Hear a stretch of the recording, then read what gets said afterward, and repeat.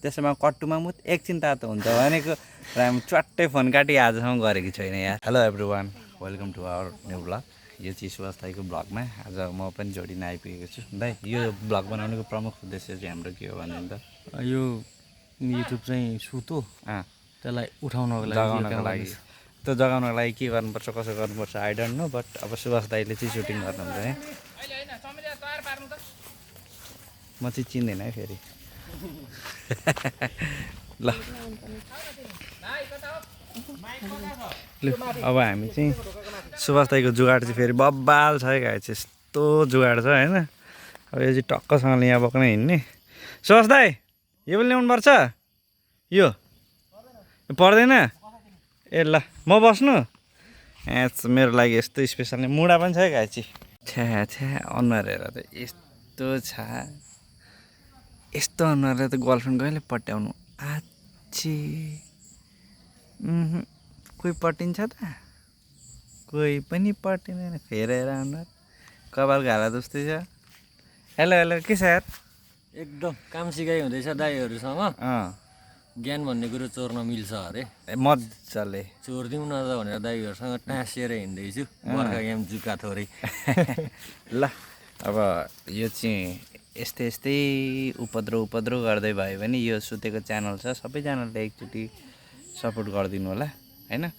बिचरा हाम्रो सुवास दाईको च्यानलमा रिभ्युज कन्टेन्ट यतात्यता भनेको रहेछ। यसो रिपोर्ट गर्दाखेरि लु अब त आफ्नै बनाएर हाल्न थाल 2-4वटा, अनि मेल गर, अनि हामी रिभ्यू गर्छौँ, अनि मात्रै तेरो च्यानल राम्रोसँगले उठाउँछौँ भनेको कारणले गर्दा युट्युबको मालिकलाई यो चाहिँ सजेसन भयो होइन।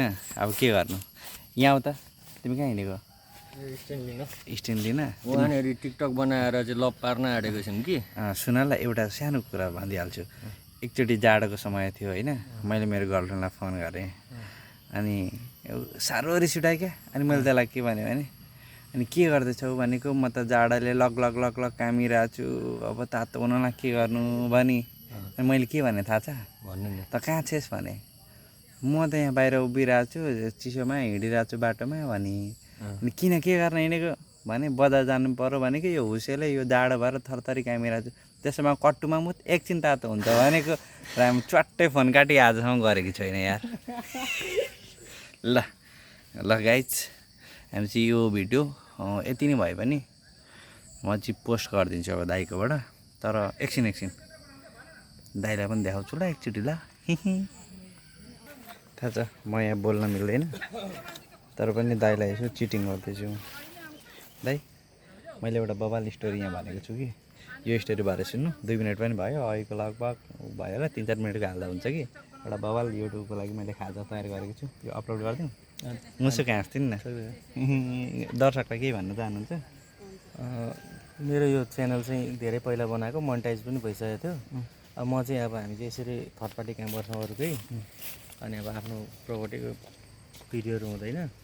अनि अब अरू कसैको भिडियो चाहिँ हाम्रो भिडियो तपाईँकै च्यानलमा हालिदिनु न भनेका थिए मान्छेहरूले। हामीले हाल्यौँ। अब उनीहरू धेरै वर्ष पछाडि के भयो कसो भयो, आफ्नै च्यानल बनाइसकेपछि त्यो भिडियोहरू उहाँहरूले आफ्नै च्यानलमा हाल्नुभयो। अनि पछि आएर मेरो मोनेटाइजेसन भएर अलिअलि डलरको खेती भइरहेको च्यानल थियो। अब उहाँहरूले चाहिँ भिडियो उहाँहरूकोमा हालेपछि मेरो युट्युबलाई रिभ्युज कन्टेन्ट लागेपछि मेरो मोनेटाइज चाहिँ उडाइदिनु भयो।